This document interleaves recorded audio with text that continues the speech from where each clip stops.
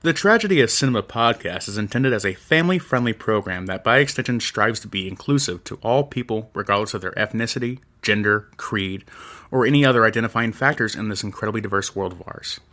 With that said, some of the films we discuss may contain serious subject matters or have content considered morally objectionable by today's standards. We do not intend to condone or dismiss these aspects of these films, but our primary focus will be on what we believe the film succeeds at, some fun facts, and our personal enjoyment factors of each film. With that said, we hope you enjoy the show.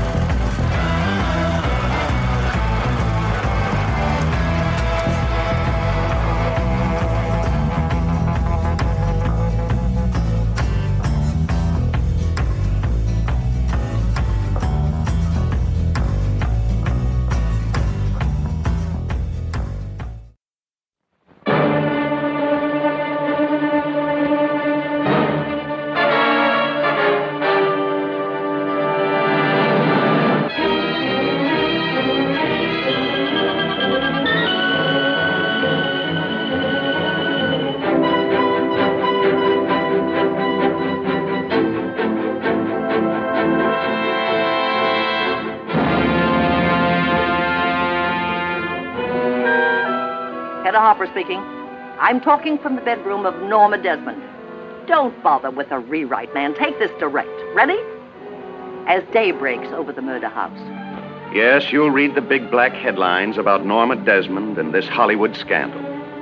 But you'll never read the true story about the rest of us who were part of it. Me, for instance, Joe Gillis, a promising young writer from Dayton, Ohio. And Betty, that nice kid I met at a Hollywood party, who knew nothing about me, but knew what she wanted. Don't you love Artie? Of course I love him. I always will. I'm just not in love with him anymore.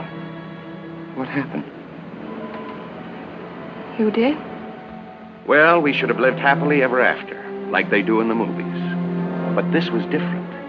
Because this is a Hollywood story about the people who make the movies. The little ones that you never hear of, like Betty and me.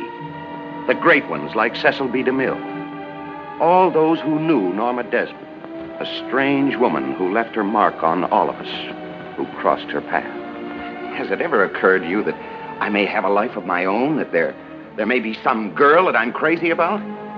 Who? Some car hop or dress extra? What I'm trying to say is that I'm all wrong for you. You want a Valentino, somebody with polo ponies, a big shot. What you're trying to say is you don't want me to love you. Say it. Say it. Gloria Swanson, one of the great personalities of this generation in a role that comes to an actress once in a lifetime. Rising to the heights, William Holden creates a startling portrayal. And a new star is born in Sunset Boulevard, Miss Nancy Olson. Joe? Where are you? What's this all about? Why don't you come out and see for yourself? The address is 10,086 Sunset Boulevard. Yes, come out to see for yourself the film that reaches a new milestone of dramatic daring. The film that every critic says is a giant among motion pictures.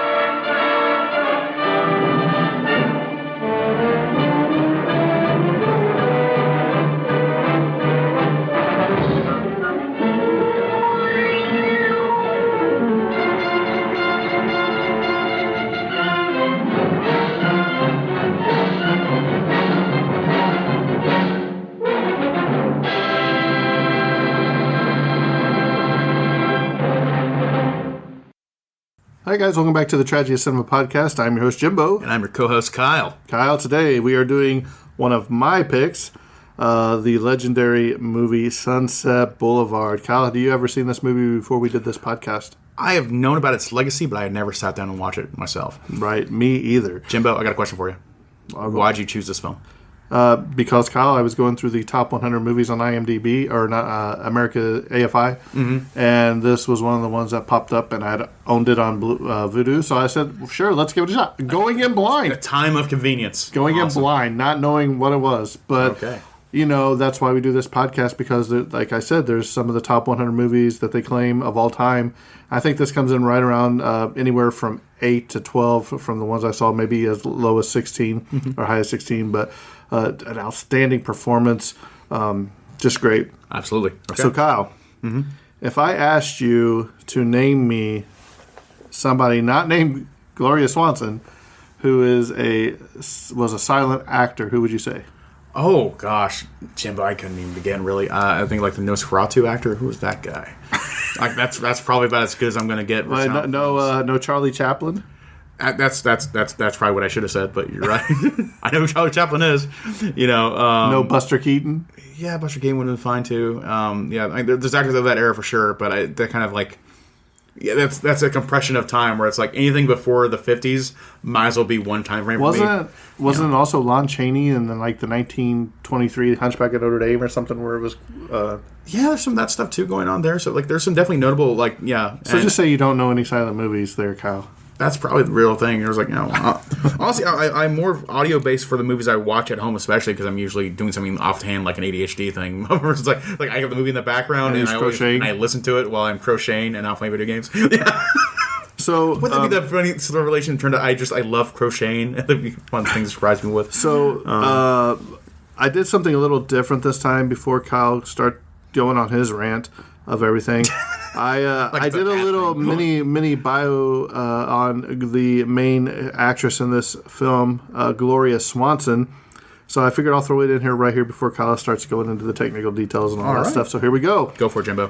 Gloria Swanson, she was, to say the least, she was a star in Hollywood before Hollywood was Hollywood, if that's even possible. She basically helped build Paramount Studios. And here's a little something about her. So Gloria Swanson, she was born March 27, 1899 in Chicago, Illinois. And she died April 4th, 1983 in New York City due to a heart ailment. And she was only 4'11" tall. 4'11". She started out as a sales clerk in a department store. And then her aunt said one day, hey, let's go to Chicago to see where the Chicago movie store, to see how the movies are made in 1915. At age 18, she was picked out of the audience for her beauty to have a part in the upcoming film The Fable of Elvira and Farina and the Mill Ticket. Yes, say that 5 times fast. She was married 6 times. 6 times, wow. By the middle of 1925, she was the highest paid actress in Hollywood. It has been said she made and spent over $8 million in the 20s alone. That'd be like over $150 million today. By the time of her death in 1983, her gross estate was valued at how much, Kyle? I think I just said $150 million, so that'd be if the equivalent of $8 million. No, yeah. So you're saying her at the time of her death? Oh, at the time of her death. How much was her estate worth? How much was her estate worth? In gross total, like assuming you retained the value of $8 million, that'd be about $150 million today. But that was just in 1925. Yeah. So, well, no, in 1925 it would have been worth around $8 million then $125 million today. So you don't think she did anything else after 1925? Is what I'm asking you. No, 1950 to now. I'm going to 50. Guess, well, if you have 1950 for the film's release here. This one, yeah, but she made all of her money before this, pretty much. Yeah. And this film probably didn't make that much money for her before she passed away. So, I mean, I'm guessing somewhere probably I guess she didn't accrue that much more money to the end of her career from the $8 million to 1950 to her passing. So probably less than $10 million, which would probably be more, close to like $180 million. In 1983, her gross estate was valued at just over $1,440,000. Oh. So she spent a lot of money. Okay. She did do a book, helped write her autobiography. There's a book called Swanson on Swanson that I was reading a little bit on. I might have to get in and read it just because I'm really intrigued. Find a signed copy. Some other notable things from her. She was considered for the role of Scarlett O'Hara in Gone with the Wind.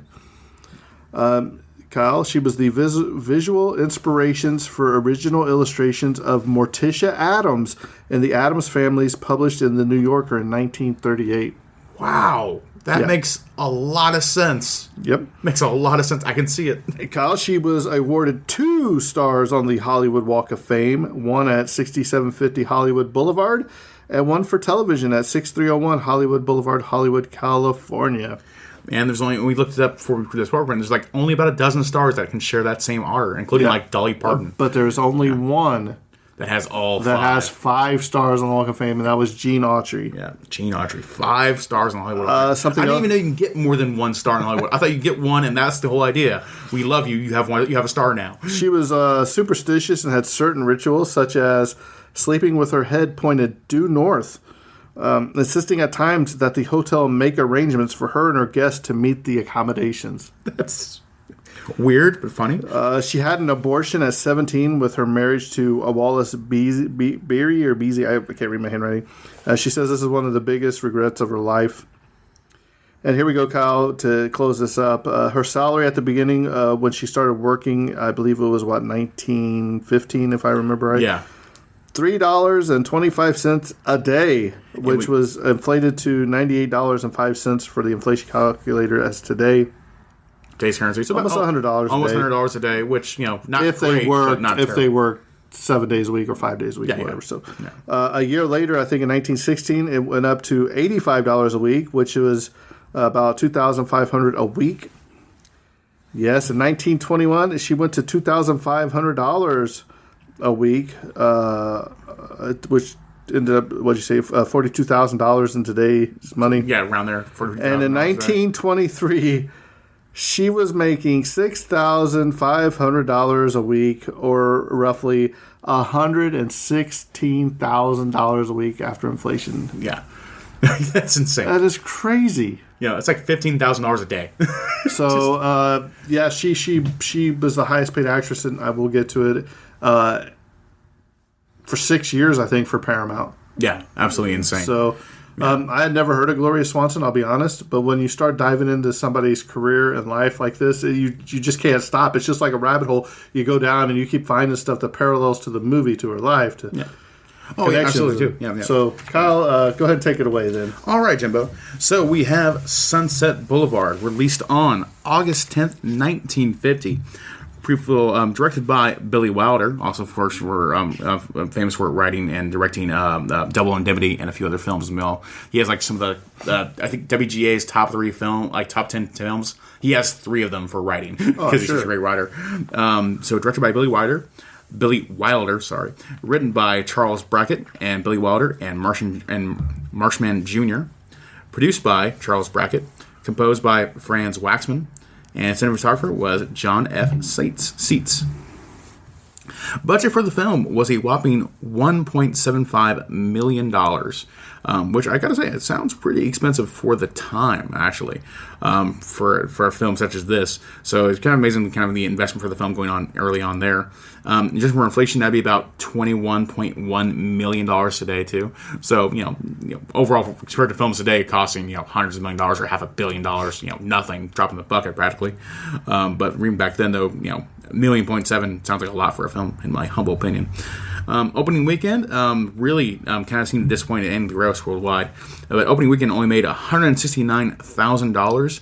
Just for inflation, that'd be about $2.1 million today. So, only like less than a tenth of its original budget. So that's disappointing there. And then gross worldwide, we have $300,073, which would be worth about $3.8 million today. So I'd be curious to see, this is on the IMDb's official page there about the gross earnings there. I'm curious to see what kind of lifetime earnings Sunset Boulevard must have made, especially during after the year of award seasons when we got every single award in the world kind of thing. How much money it's made in its lifetime sales, because surely it's had a lasting impact that more than made up for its original budget. Almost certainly. Quick little plot summary of the film. This is written by Claudio Carvalho from Brazil. In the early 1950s Hollywood, obscure screenplay writer Joe Gills is unable to sell his work to studios, is full of debts, and is thinking of returning to his hometown to work in an office.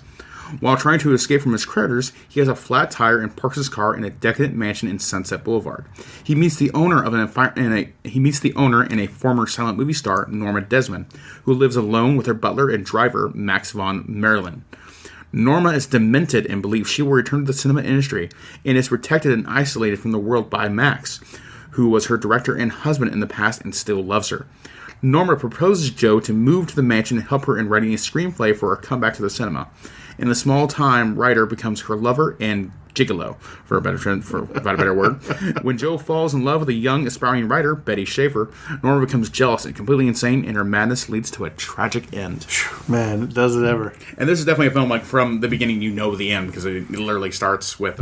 How good is that opening shot, though? Oh, yeah, it's incredible. Actually, I was looking at the YouTube video, though. They changed it, because, like, the original scene was literally two dead people talking in a morgue. Yeah. And everyone it was the laughed doctor at in the that morgue or whatever, Yeah.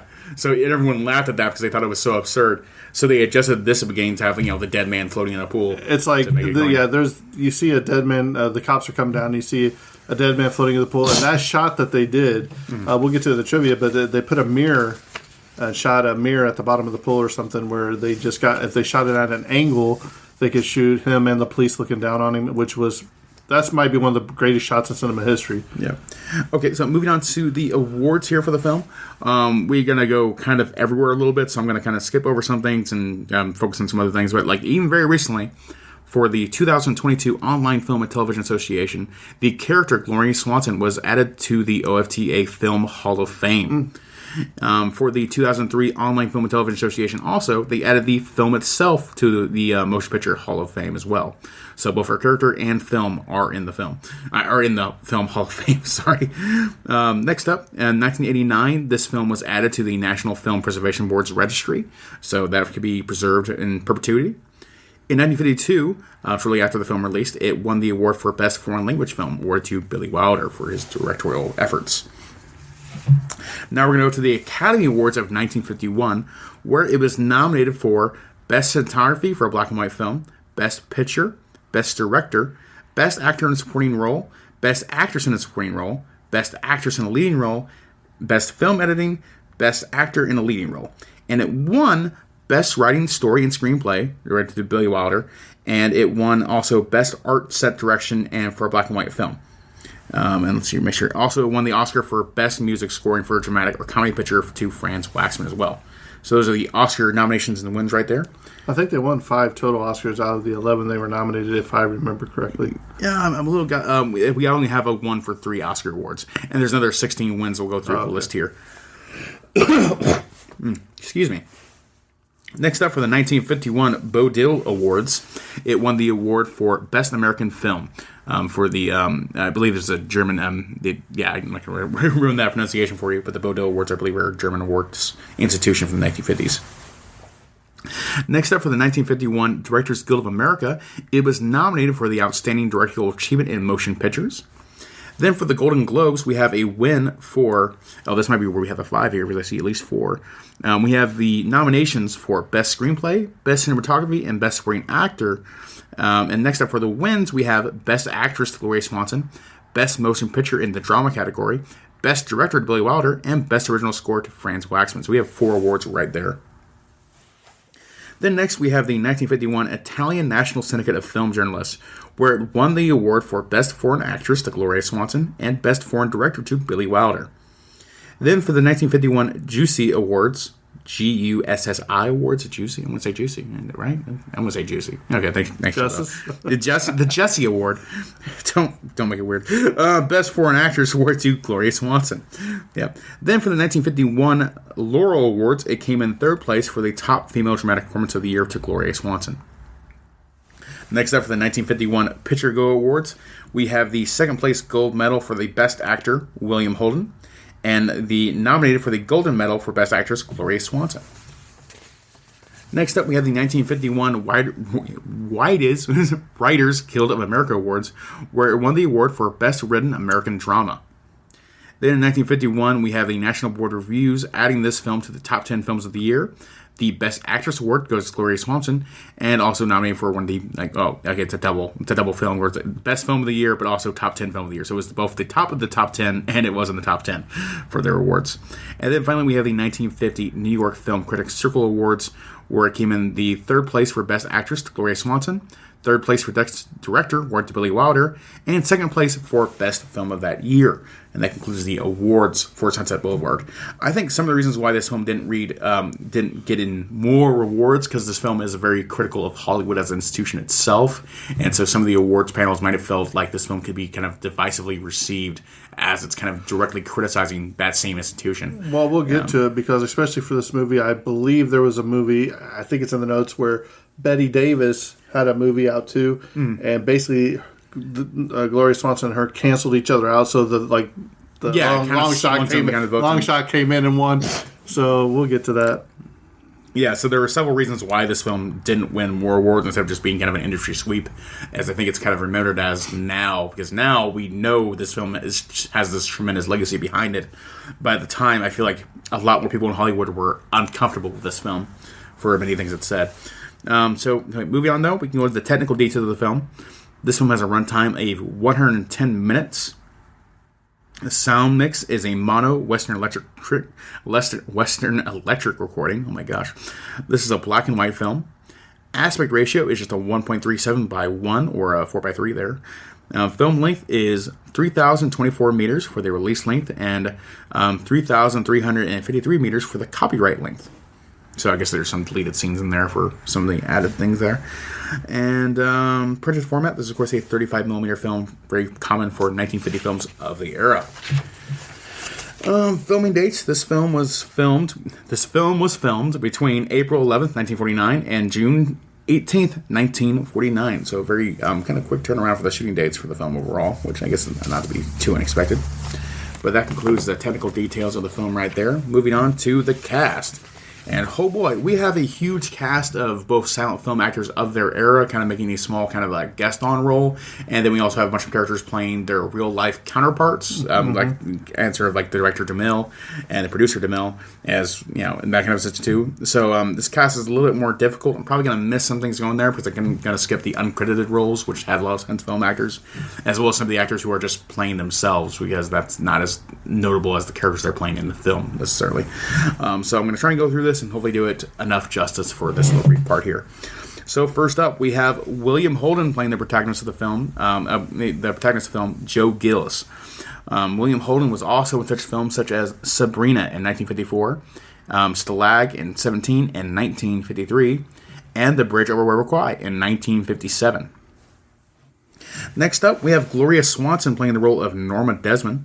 Gloria Swanson was also in such films, huge silent film era, as Jimbo already mentioned, and some of those films were Queen Kelly in 1932 and Sadie Thompson in 1928.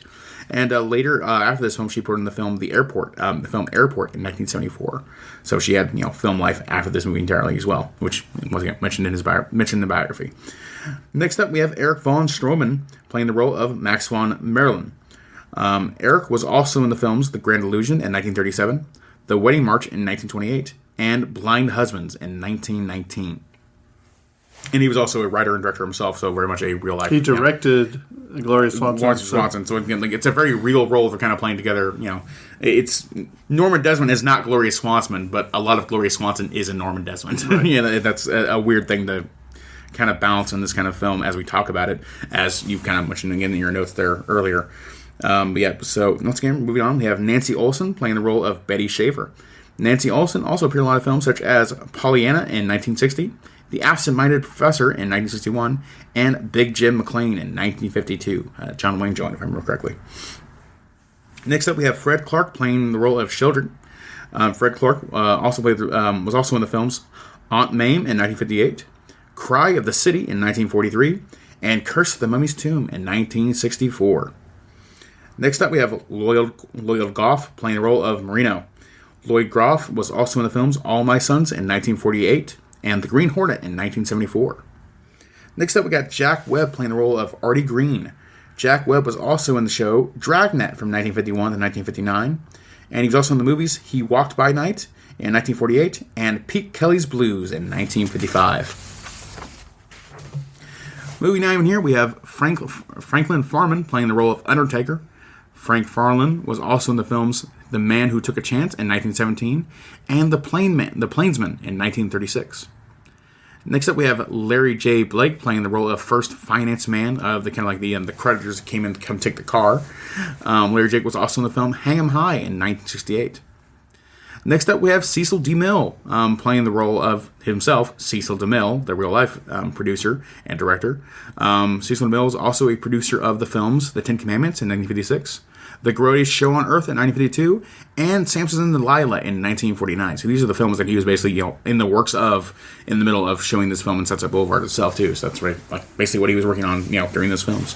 So Cecil DeMille... Actually, in the scene where he is actually shooting... Samson and Delilah when she comes to visit him on the set. Oh, that's literally the film. Actually, the film that he is working on. That's absolutely amazing. Next up, we have Hilda Hooper playing the role of Hedda Hopper. Hedda Hopper was also in the film The Last Mrs. Cheney in 1929. Then we have Buster Keaton playing the role of Buster Keaton. Buster Keaton was also in the films The General in 1926. Hilarious. Sherlock Jr. in 1924. And The Cameraman in 1928. Next up, we have Annie Q. Nelson playing the role of Annie Q. Nelson. Annie Q. Nelson was also in the films Ponchola in 1923 and Regeneration in 1915. Then we have H.B. Warner playing himself again. H.B. Warner, of course, best known for his role in the It's a Wonderful Life in 1946. We have actors such as Ray Evans playing himself too from the movie I'm the Man Who Knew Too Much in 1956. Jay Livingston, also in the same film. He's in this film playing the role of Jay Livingston himself as well. And moving on to the cast list here, I believe that's the only actors who are playing themselves directly in the film. All of the other roles are technically uncredited. Doesn't mean they weren't also stars from the silent film era, as well as taking on different kind of roles themselves. But everyone else is technically uncredited there. So I'm going to move on from the cast list, and I'm going to take it to you, Jimbo, for the trivia notes themselves. A lot of great silent actors there in this movie. I agree. Legendary careers. So. Here we go. This movie is something else, man. So I agree. When I start going through the trivia, you're going to notice that a lot of is talking about silent actors of that era. What do you call it? Tiffs, if you will, or arguments between silent actors and movie actors of that day, and just different stuff. So keep that in mind. This is a different time and era when this was shot, definitely, and it was transitioning from somebody that was a silent movie star into basically her come back into this movie. So it's very interesting to see how they played it out. And I feel like we're kind of prefacing this, like the more we dug into it, the more kind of intimidated we are kind of by it. Yeah, I don't know if I can do this justice. Yeah, because like it feels like we have a similar label like of depth of knowledge and things we're talking about as like a huge film today, like or like Titanic or Harry Potter or like some of those or Lord of the Rings of like stuff you can kind of endlessly talk about films. Like all that kind of stuff exists here at Sunset Boulevard too, but it's also at this point 70 plus years old. Or information that is 100 plus years old information that's kind of hard to dig into and parse through and make sure, like, oh, this is right, this is true. So we're kind of intimidated by this film. It's hard to do it justice, but like we're going to do what we can. Right, and we've talked about this. It might even be harder for some of our younger listeners, if you will, to appreciate. Exactly. Yeah. Like somebody might be listening to this and be like, well, why would I watch Sunset Boulevard? I had the same thought. Yeah. I started and I didn't know what was going on. But she has the creepiest voice. She was so creepy in this movie, it actually almost scared you. Yeah. But it's great. We'll get to it. So here we go. And, we'll get to it. I'll save it. Go for it. William Haynes, along with fellow screen veterans Buster Keaton and Annie Q. Nelson, was approached to play one of Gloria Swanson's bridge partners. Swanson herself reportedly asked him to do it. Haynes declined, and fellow screen veteran H.B. Warner took the part, as Kyle stated in the cast. Eugene Walter was a prolific Hollywood screenwriter of the 1920s and 1930s. 1851 Ivar Street was the address of the Alto Nido apartments where he lived, sometimes worked, and ultimately died in 1941. As this film opens, William Holden's character, Joe Gillis, describes himself as a Hollywood screenwriter, quote, living in an apartment house above Ivar Street. As the camera comes up into the apartment, we can see it's the Alto Nido. The apartments and the Alto Nido sign out front from that is glimpsed briefly in the film are still there. Wow. Yeah. It's really kind of worth mentioning into that. Like, Joe Gillis is a writing character for Billy Wilder as a person, too. Like, Billy Wilder started in the Hollywood industry as a writer himself, and because he wanted to protect his writing, he became a director as well to basically support his writing. So this is kind of like, when Joe Gillis kind of voices everything about his concerns about being a writer in the film industry, it's basically Billy Wilder's own concerns about Hollywood as a general kind of foundation. So really cool stuff going on there. So I'm sure we'll get some of the dialogue portions he puts in there, too. Maybe. The role of Norma Desmond was initially offered to Mae West, who rejected the part. Mary Pickford, Billy Wilder, and Charles Brackett realized when talking to her that her image as America's sweetheart made her unsuitable for the part. And Paula Negri, Billy Wilder rejected her as her thick accent would cause too many problems before being accepted by Gloria Swanson. So they went to several different actresses of that time, or even the silent era. And I believe the other actress it was like a very thick Polish accent that made it very difficult to kind of convey the emotion in. On the advice of Libby Holman, Montgomery Clift, who had signed to play the part of Joe Gillis, broke his contract just 2 weeks prior to the start of shooting. Billy Wilder quickly offered the role to Fred McMurray, who turned it down because he didn't want to play a gigolo. Marlon Brando was considered, but the producers thought he was too much of an unknown as a film actor. Gene Kelly was then approached, but MGM refused to loan him out. Reluctantly, Wilder met with William Holden, who hadn't done much after the great Hollywood inventor Reuben Mamaluian's Golden Boy. Holden's films after that time had not impressed, or up to that time had not impressed Wilder. In the 1940s, Holden's movies were decidedly mediocre. They eventually worked together on several films and became close friends. It was largely from his association with Wilder that Holden would enjoy the greatest acting success of his career in the 1950s. I think it goes to serve the film too, because like William Holden himself being kind of a cog in the machine, like plays that role effectively here, where he doesn't look like. He looks like an everyman in a Hollywood format, you know. Like he does look like a cog in the Hollywood machine in this film and sells it perfectly because that's what he really was in real life too. Right. Yeah. The Desmond Mansion was located not on Sunset Boulevard but at 641 South Irving Boulevard on the corner of Crenshaw and Irving. It was built in 1924 by William Jenkins at a cost of $250,000. Its second owner was Jean Paul Getty, who purchased it for his second wife. Mrs. Getty divorced her millionaire husband and received custody of the house. It was she who rented it to Paramount for the filming. The only addition was the swimming pool, which wasn't equipped with a means of circulating the water, so was useless after filming. The pool was used in its empty condition in the movie Rebel Without a Cause. The mansion was torn down in 1957, and a large office building for Getty Oil built on the site still stands on the spot. Huh. Yeah, that makes a lot of sense now. I haven't watched Rebel Without a Cause since we did the podcast episode about it, but I remember that scene, actually. Yeah. That's really cool. It's a small world. The photos of, if you see this movie, there's photos of Norma Desmond all throughout the house. I mean, it's just close-ups of her face and everything, which plays a vital role at the end of the movie. But the photos of the young Norma Desmond that decorate the house are all genuine publicity photos from Gloria Swanson's heyday, which is very interesting. That's amazing. I wonder how much of that stuff still exists today in like some Paramount backlot somewhere. Or if it burned down, and we always hear about burning down in some fire or something. Mm-hmm. Eric von Stroheim could not drive in real life, which played Max, if you remember the chauffeur, butler. For scenes in which he drove, the car was towed by another car. When he drives Norma to Paramount Pictures at the studio gates, the car was pulled with a rope by off-camera grips. Despite that, von Stroheim still managed to hit the gates. He had no coordination, said Billy Wilder in an interview for the book Sunset Boulevard from Movie to Musical. According to the DVD commentary by Wilder biographer Ed Sikoff, this story was most likely invented or exaggerated by Billy Wilder. That's funny. I like that. Cameo as himself, Cecil B. DeMille at the studio during Norma's visit. Also Hedda Hopper at the top of the stairwell as Norma descends towards the camera. I like how they put all those where they played themselves. I think it's cool.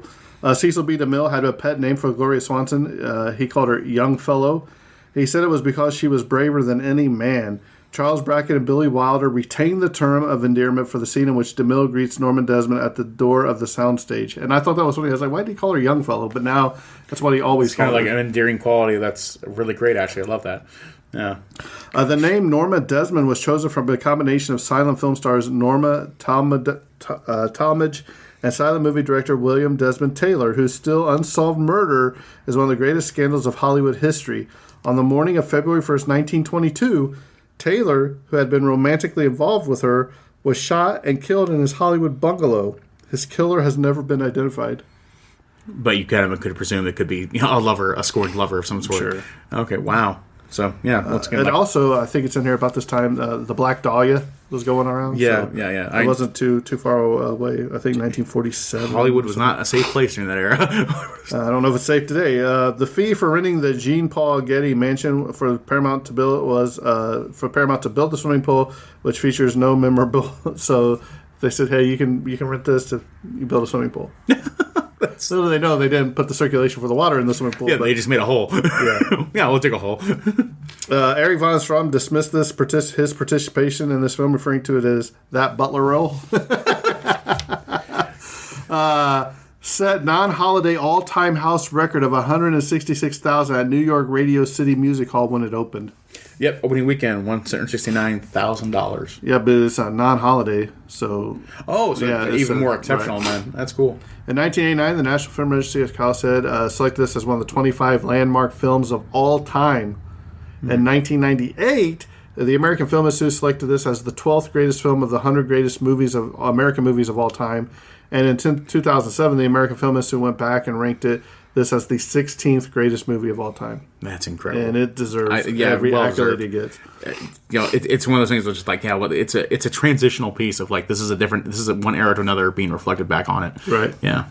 The original nitrate negatives for the film have long disappeared. The only extant film elements were 35mm interpositive struck in 1952, which had undergone a great deal of decay. This interpositive was scanned at 2,000 lines of resolution, electronically restored for the 2002 DVD reissue. The restoration was performed at Lowry Digital by Barry Allen and Steve Elkin. A new 4K high-definition scan was done in 2008 for the film's release on Blu-ray disc. Wow. It's amazing what they can do, man. Yeah, and I imagine it must be like an incredibly difficult job that I feel like really goes unsung in the Hollywood industry, actually, because I'm sure it's a huge part of the industry, like I never hear anyone talk about the actual process of doing it. And always changing, I'm sure. Yeah. The direction given by Paramount guard for Norma and Joe to meet Cecil B. DeMille on stage 18 is accurate. This stage, one of the largest on the Paramount lot, was known for years as the DeMille stage, and now is called the Star Trek stage, as all the Trek movies and some scenes from the TV shows have been shot there. The TV series from Star Trek The Next Generation onward had its main sets right across the street, Studio Street, on stages 8 and 9, which are right below the second floor office occupied by Betty Schaefer in this film. Those offices later became the home of the Star Trek art department. That's amazing. Yes. It really does give a cool, just an amazing sense of legacy of just like, you can go from like, from today all the way 100 years back, just like all these films were made here. It was George Cukor who suggested Gloria Swanson for the role of Norman Desmond. Billy Wilder had worked on a script for a Swanson picture years earlier called Music in the Air and had forgotten about it. The antique car used as Norman Desmond's limousine is a 1929 Isata Francini Tipo 8A, a luxury car made in Italy and once belonged to 1920s socialite Peggy Hopkins Joyce. It was a gift from her lover, automobile magnate Walter Chrysler. Only 950 were made from 1924 to 1931. This car has been on display on the at the National Automobile Museum in Turin, Italy, since 1972. If it were to come to auction in 2021, it would have been valued at well over $1 million. Wow. Yeah. Colin, I can buy that for me and chauffeur me around. I can only imagine what that machine must just drive, like trying, like just like steering a bull. And not only that, what about the phone or whatever they had in there? Remember, she calls to the back with like the absolutely insane. That was like it had to be like a monster on wheels. It must to drive. I don't know. Mae West rejected the role of Norma Desmond because she felt she was too young to play a silent film star. Montgomery Clift was originally cast as Joe Gillis, but quit the production 2 weeks before filming because he had already played the kept man of a wealthy older woman in The Heiress. Clift was also wary of appearing in the film because he, like the character Joe, was having an affair with a wealthy older former actress Libby Holman. Holman was reportedly worried the film would parody their relationship and told Clift she would commit suicide if he played the role. Didn't realize how accurate she was. Jeez. So, Gloria Swanson almost considered rejecting the role of Norma Desmond after Billy Wilder requested she do a screen test for the role. Her friend, George Kukar, who initially recommended her for the part, told her, if they want you to do 10 screen tests, you do 10 screen tests. If you don't, I will personally shoot you. Oh my gosh. Swanson agreed to the audition and won the role. The movie's line, all right, Mr. DeMille, I'm ready for my close-up. Man, at the ending of that was just ridiculous. Heartbreaking. Crazy. Because she's really lost it at that point. She is One Flew Over the Cuckoo's Nest. Was voted the number 7 movie quote by the American Film Institute.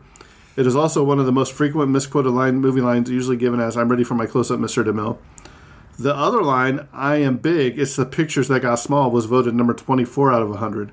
Also, we didn't need dialogue, we had faces, which I love that. That is an beautiful, awesome saying. Yeah. Quote was number 13. I am big, it's the pictures that got small, was ranked at number 91. There's a lot of good quotes in this. It's crazy how that rings truer now. I know. It did. When I think about the streaming world today, that is a huge statement, a profound statement to say today specifically. Billy Wilder and Charles Brackett's 17th and final screenplay collaboration. After the completion of this film, Wilder shocked his longtime collaborator by announcing that he wished to dissolve their partnership. This was a result of a fierce quarrel over a montage scene in the film. The two men never worked together again, so they disagreed about something in this movie. Paramount was more than happy to be the subject of the film and didn't ask for the studio to be disguised. In fact, such was the buzz about the film during production that the viewing of the dailies became one of the hottest tickets on the lot. Yeah, it's wonderful. It adds to the believability of film. It feels tactile. It's like, oh, this is really happening. Yeah. It really does. It feels all the more real because having real brand and you know, there. being movie fans, you get to see the backstage stages of Paramount like it was. It's awesome. Yeah. It really feels like the first film where you get a glimpse of what Hollywood machine is. Right. Which is the whole point. It's awesome. According to Gloria Swanson's daughter, Michelle Amon, her mother stayed in character throughout the entire shoot, even speaking like Norma Desmond when she arrived home in the evening after filming. On the last day of shooting, Swanson drove back to the house. She, her mother, and daughter shared during production, announcing, there are only 3 of us in it now, meaning that Norma Desmond had taken her leave.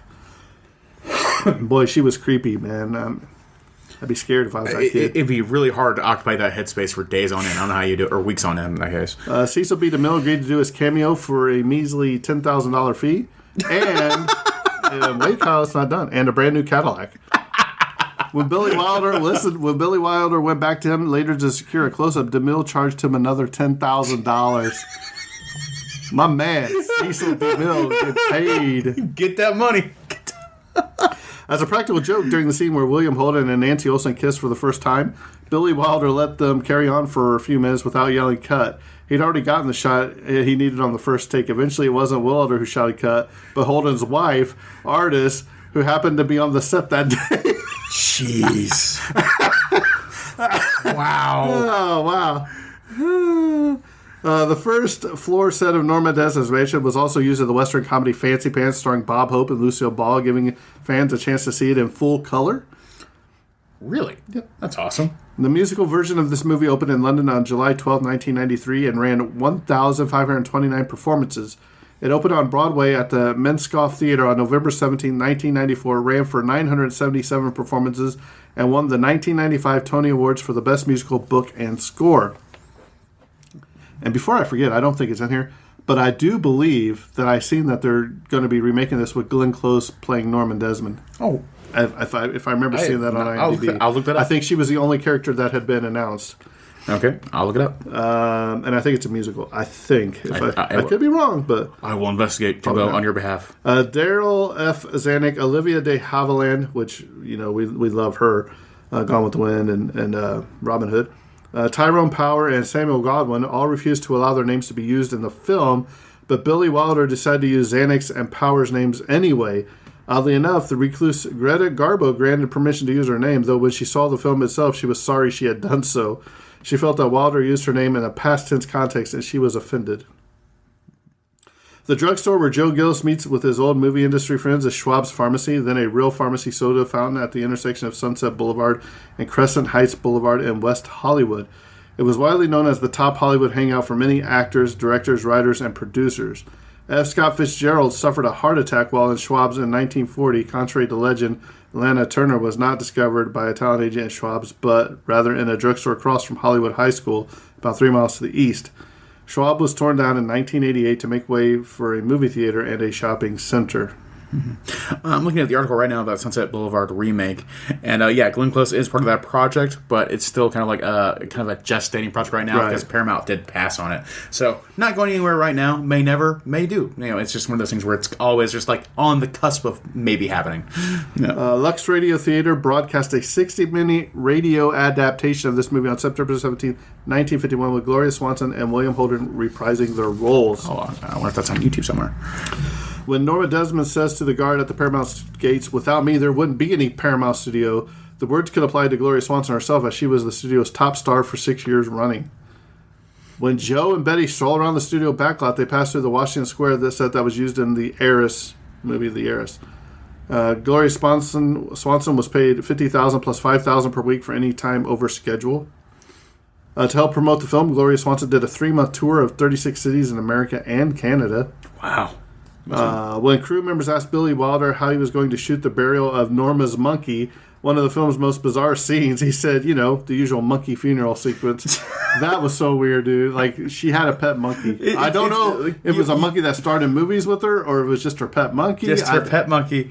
It's kind of like they kind of pass over it so fast you almost forget it even happened in the film. But yeah, she did have a pet monkey, and she said in the way Joe Gillis frames it, like she was burying her own child when she has that funeral in the backyard. Just what a weird scene. Yep.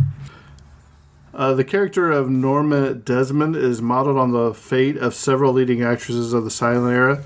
Mary Pickford lived in seclusion away from the public eye, while both Mae Murray and Clara Bow had well-documented struggles with mental illness. And here we go, Kyle. To get around the restrictions of the Breen Code, B-R-E-E-N code, the script was submitted piecemeal, meaning it was submitted several pages at a time. Kyle, what is the Breen Code? Okay, so basically, originally it was just called the Film Code strictly, and it was similarly, or the Hays Code back in the day as well. And it was just to created to tell the studios what they could or could not depict or infer on screen. From the sublime to ridiculous, this code would ensure that civilization wouldn't go far off the deep end, as their intent goes. This code was to ensure it would not truly be enforced until 1934, when Joseph Breen, whom this code is being referred to, named after, came to helm of regulating the film industry. Censorship. So basically, it was just a similar kind of like the Hays Code or similar like Comic Authorities Action or something like that, where they were just trying to keep you from keep depictions of deviant behavior in films. So what you're saying there is they submitted only a couple pages at a time. It's so got around it, huh? Get around that kind of that level. Well, of because inspection. there's suicidal tendencies in this. There's murder. There's stuff that, like, if you read one page out of context, maybe it doesn't seem that aggressive. When you put them all together, it does imply a lot more going on. So that's interesting. Struggle in the bedroom, it doesn't mean, I slit my wrist, I have a gun in here, Exactly, yeah. Struggle in the bedroom could mean, I struggle. Okay. Kyle, they got a little blue pill for that. For some scenes, cinematographer John F. Seitz would sprinkle dust in the air so it could be caught by the lights and create a moody effect. Seitz had used a similar technique on double indemnity. Double indemnity. But that's cool how you just throw that up in the air and catch dust, so that's cool. Costume designer Edith Head found working on the film to be one of her greatest challenges. She worked closely with Gloria Swanson on Norma Desmond's wardrobe, as she figured Swanson would have a better idea of what women of that time would have worn and what they would be wearing now. Probably right, too. For purposes of authenticity, Eric von Strom, who played Max, and Nancy Olsen, who played Betty, I think her name was, wore their own clothes in the film. Sorry, we got money for your clothes. Exactly. Also, they had the right outfits for the era, so it made sense, All right. Makeup designer Wally Westmore found that Gloria Swanson's face belied her age and wanted to make her look older. Swanson argued that a woman like Norma would have been obsessed with her appearance and would have done her utmost not to look old. Westmore and director Billy Wilder agreed with this, so William Holden was made up to look younger than he was. Cecil B. DeMille appeared in the film on a studio set. This was the actual set of Samson and Delilah, which DeMille was making at the time, so that's awesome. It's a cool crossover to a degree. Yeah, it is. After a private screening for Hollywood dignitaries, Barbara Stanwyck knelt in front of Gloria Swanson and kissed the hem of her skirt. The veteran actress particularly wanted to see what Mary Pickford felt and was disappointed that to see that she had already left. Swanson was told she can't show herself, Gloria. She's too overcome. We all are. Not everyone felt the same way, however. Louis B. Mayer's reaction was well documented, but Mae Murray also found the film offensive. Yeah, I can understand. There's a lot going on there for sure. Yeah. No, let's just have to move on from that. Yep. One of only 13 films to be nominated for Best Film, Best Actor, Best Actress, Best Supporting Actor, Best Supporting Actress, and Best Director, for the record, and other 12 films. There's only been 12 other films to achieve similar feats, and they are as follows. Let me know if you've seen these. Mrs. Miniver. Nope. Johnny Belinda. Nope. A Streetcar Named Desire. Yes. We're gonna be covering that someday. Yeah. From Here to Eternity. No, but you own it. Who's Afraid of Virginia Woolf? No. Bonnie and Clyde? Yes. Guess Who's Coming to Dinner? Yes. Network? Yes. Coming Home? No. Reds? No. Silver Linings Playbook? Yes. And American Hustle. Yes. So those are the only other 12. Wow. Cool. And I had more than I thought. And one of the biggest upsets in the Academy Awards in history, Judy Holliday won the Best Actress Oscar in 1951 for Born Yesterday, beating Gloria Swanson in this film and Bette Davis in All About Eve. It was widely believed that the two titans had canceled each other out, leaving the field clear for Holliday. In later interviews, Davis admits that she thought Swanson's Wonk in the film was absolutely outstanding. Oh, yeah. Sorry, Swanson's work, not Wonk. Work. Yeah. Wow. Yeah. It's just like you have to lean on. It's an honor to be nominated kind of category. Of just like yeah. Shut up. Shut up. In subsequent years, 2 lawsuits have been filed against Billy Wilder and Charles Brackett, claiming that Sunset Boulevard was plagiarized from other scripts. Both suits were dismissed. I kind of want to know what they were, though. Yeah, curious. Billy Wilder wanted Hedy Lamarr to appear in a cameo in the scene where Norma and Joe visit Cecil B. DeMille at Paramount. As DeMille was directing Lamarr at the time in Sansom and Delilah, this would not have been no problem. However, DeMille insisted that Lamarr be paid $25,000 for the privilege, gosh. so the idea was quickly dropped. I think not. Yeah, I think not. That would have been cool, though, man. Yeah, it would have been interesting. Norma's bed originally belonged to French actress-singer Gabby Deslis. Universal bought it on her death in 1920, and it was used in several movies, most notably in The Phantom of the Opera. Oh, man. You know, it'd actually be kind of cool if, you just do a quick little, rip-off scene, or you just pirate buff those two movies, and you cut in that Samson Delilah scene in the middle of that one Hollywood scene just to see what the film they were filming that day. It would be a really cool, just a weird spur of the moment thing. It was what were the film they were showing? And you just intercut it in the film itself. It'd be really cool. Yeah. You can do that as a bootleg kind of deal. I don't do that. Buy legal copies of films and don't ever splice them together yourself. To shoot Joe and Norma dancing together at her New Year's Eve party, cameraman John F. Seitz used a dance dolly, a wheeled platform attached to the camera. It was the same technique that he used to shoot Rudolph Valentino's Tango in The Four Horsemen of the Apocalypse. Cool. Billy Wilder originally approached William Hayes to play one of Norma's bridge partners. Haynes, whose career had ended because of his homosexual off-screen life, was too happy in his new profession as an interior decorator to want to call attention to his past as an actor. In his place, Wilder hired Buster Keaton. When Gloria Swanson finished Norma's final scene, the mad staircase descent, which epic. Yeah. She burst into tears and the crew applauded. Even though it wasn't the last scene filmed, Billy Wilder threw a party for her as soon as the shot was finished. For the first industry screening, Paramount executives invited several silent film stars. At the end, they stood and cheered for Gloria Swanson's return. That's awesome. Absolutely beautiful. To publicize the film, Paramount sent Gloria Swanson on a cross-country tour, paying her $1,000 a week for her services. Of course, it's included in the 1,001 movies you must see before you die. There are several references to Gloria Swanson's actual career in the film. Norma's butler, Max, who used to be one of her directors, is played by Erich von Stroheim, who directed Swanson in the movie Queen Kelly, clips from which are used in the scene where Norma and Joe watch one of her old films. Norma goes to visit Cecil B. DeMille, several of whose films Swanson starred in. So, a lot of... Kyle, did you eat my paper there? A lot of Eastery there. I got hungry while you were in the bathroom. When Artie Green introduces Joe to other guests at his New Year's Eve party, he jokingly refers to himself as the well-known screenwriter, uranium smuggler, and the Black Dahlia suspect. Well, The Black Dahlia, was found murdered in a suburban on the street in Los Angeles in 1947. It was still very, very recent at the time. So it was a toasty joke, a spicy one right there. Now we just brush it off, but back then it was like, it's a little too real. What if Norma Desmond was the Black Dahlia killer? Exactly. Gloria Swanson does a famous impression of Charlie Chaplin as the Little Tramp, but Chaplin's name is never mentioned. She does such a good job. Adorable. She just nails it, dude. Oh my god! Wow, I mean, it is perfection. Try not to fall in love with Gloria Swanson when they're impossible. I know. She's just awesome. Even as they're playing Norma Desmond, it's like absolutely. She takes like this one, just adore her. The match and makes the mustache. Oh my god, it's so good, it's so smart. Features the only Oscar-nominated performance of Eric von Stroheim and Nancy Olsen. Buster Keaton appears on the bridge party scene and utters the word pass twice. He was a big bridge player. I highly recommend anybody watch that documentary I bought on Vudu. I thought you were going to tell people to play bridge. I mean, play bridge if you want to, yeah. When Joe and Norma sit down to watch one of her old movies, Joe pulls out a cigarette and places the bottom end in his mouth. This indicates that he's smoking filterless cigarettes, which was the norm for that era until filters became the standard after the mid-1950s. Oh. Wow, filters that old? I didn't realize that. Cool.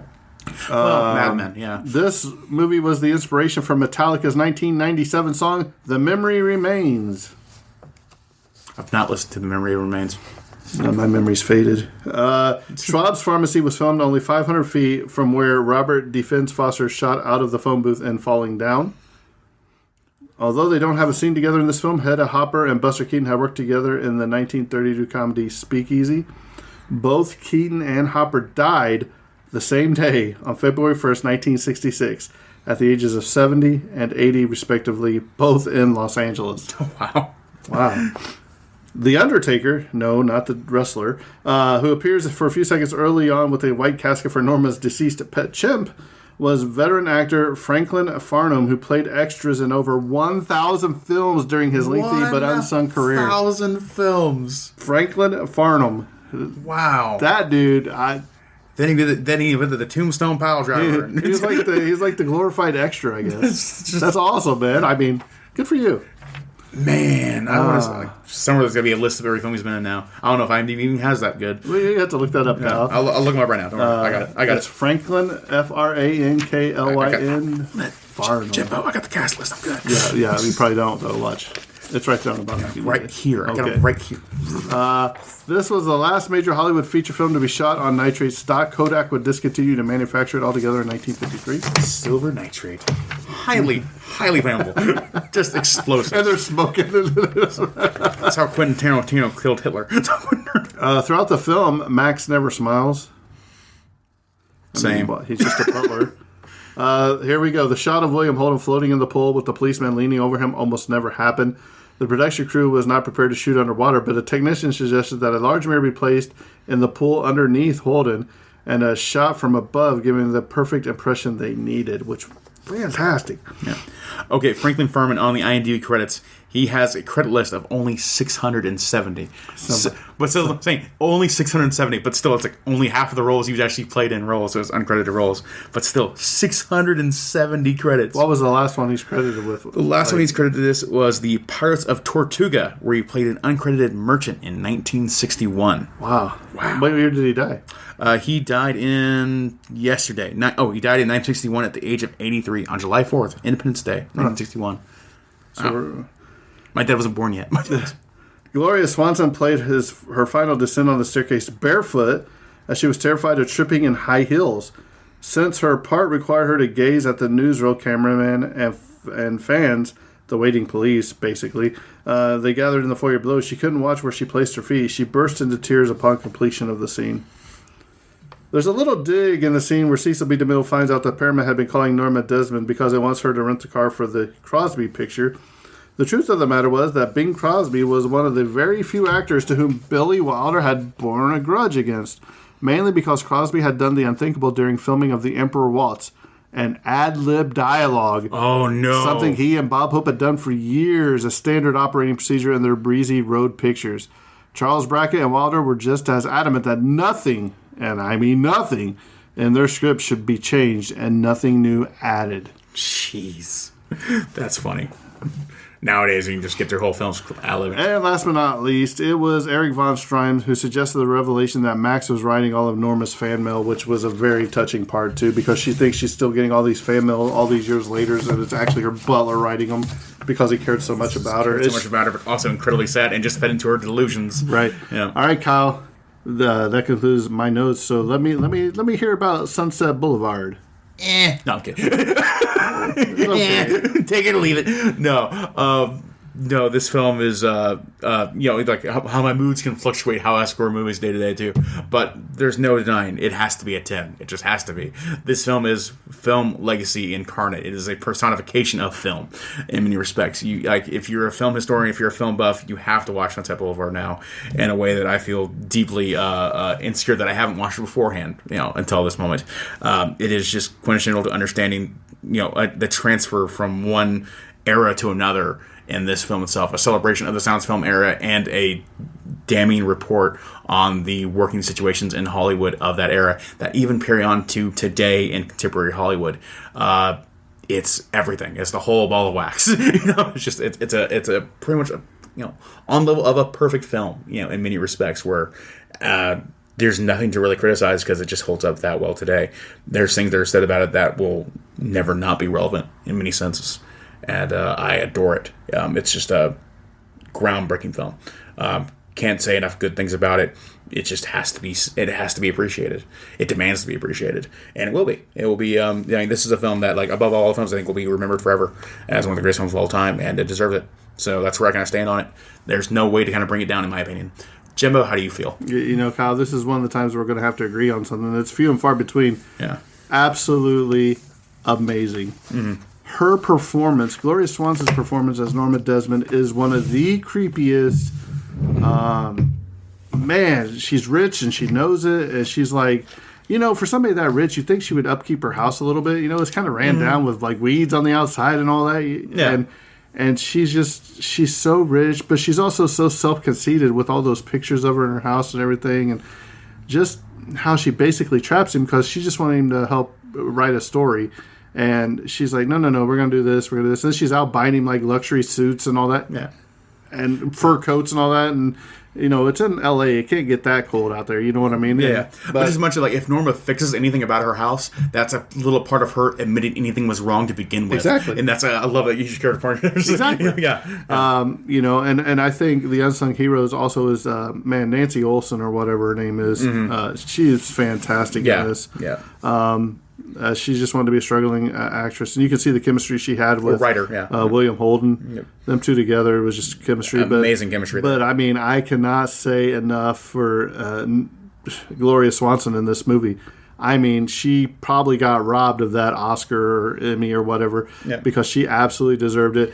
And I went through some of the quotes of her life too that were also really amazing too. But like, it went to show that like, as much as Norma Desmond is like a completely like kind of a crazy person who like fed into her own ego so much that she lost all sense of reality, Gloria Swanson absolutely went the exact opposite way. I think she was actually very humble and very respectful of the industry she was a part of, and really understood her place in it, and is actually a really cool-headed person, all things considered, and really understood her, what she was doing in her life at that point. And if you're a fan of movies, I mean, you can be a fan of action movies, Marvel, etc., the CGI today.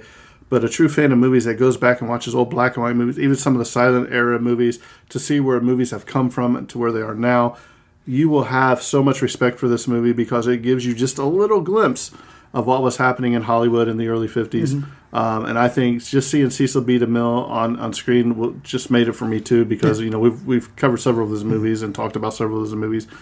But again, can't say, I think everybody should watch this at least once. And not only if you don't know any of the silent actresses and all that. I mean, I knew who Buster Keaton was because I've watched some documentaries and stuff on him. But even not knowing half the people in this, it still held my attention. It's a good movie. Yeah. It gives you respect for the incomparable amount of work that it took to get from there all the way to where we are now. And he is and William Holden's kind of stuck there with her. What's his name? Joe. Mm-hmm. He's kind of stuck with her. Yeah. I think he kind of cares for her. But I don't think he loves her. Does that make sense? He wants to make sure she's well off and taken care of. I guess he kind of kind of loves. It's a different kind of love. I guess. He also recognizes that he's essentially selling his soul to her in many respects too. He instead of like having that true creativity to create new, inspiring works, he's instead working on this dead script for a woman who only values him, for basically his body and youth, and willing to make her feel young in some respect too. So he knows that he's selling out there, and that's why it kind of like eats away at him too, where the point he has to leave. But he realizes at that point he's too far in, so Gloria kills him. It's a incredibly sad story. Yeah, it's somebody that's that's very made throughout the film that the butler Max was her ex-husband. He's like, look, there's no locks in any of these houses because she's tried to kill herself. He said you cannot have any razor blades, any knives. You won't find any of those here. And what she do? He leaves in a tiff, and she goes gets one of his razors and slices her wrist. He comes running back to her, and then later on in the film, she's like, "Yeah, I went out and I bought a gun." And I'm like, "What?" She's like, "Yeah, it's on the right bill." See, you didn't think I would do it. This is at the end of the movie. You didn't think I would do it. Yeah. He's like, "Well, whatever. I'm packing my bag. I'm leaving." That's when she shoots him and he falls into the pool. And I like how they did that, where they started off with him narrating his own death, and this is the whole story. So, excellent film. Can't say too much about it. Hope we did it justice. Make sure you guys check it out. You won't be disappointed. Kyle, tell the fine folks what movie you chose to do the next time. Oh, that's right. What movie did I choose? It is the best Sylvester Stallone movie we could have possibly selected. Is it Rocky? We know. No, it's not Rocky. Is it what else is there? Stop or My Mom Will Shoot? No, is it Assassins? No. It is Nighthawks. And I will have to tell the story behind this. Kyle and I were eating breakfast this morning. I said, Kyle, did you see this movie on sale on Vudu? He's like, no, what is it? I said, well, Sylvester Stallone. I said, and he's got a beard and mustache. And he said, what? I was like, I don't even know what year it came out. Dude, it had to be like early 60s or late 60s. And you just Kyle's like, one clip of it. And we were just talking about what movies we're going to cover. And he's like, oh, we're doing that one. I said, really, Kyle? Really? Mm-hmm. Just because he has a beard? He's like, yeah. So if this movie is terrible, it's Kyle's fault. So if you want to reach us, we are the Tragedy of Cinema Podcast at gmail.com. Follow us on Facebook, the Tragedy of Cinema Podcast. Well, without being said, Kyle, I think I'm ready for my close-up, Mr. Zahner. And cut. Bye, good.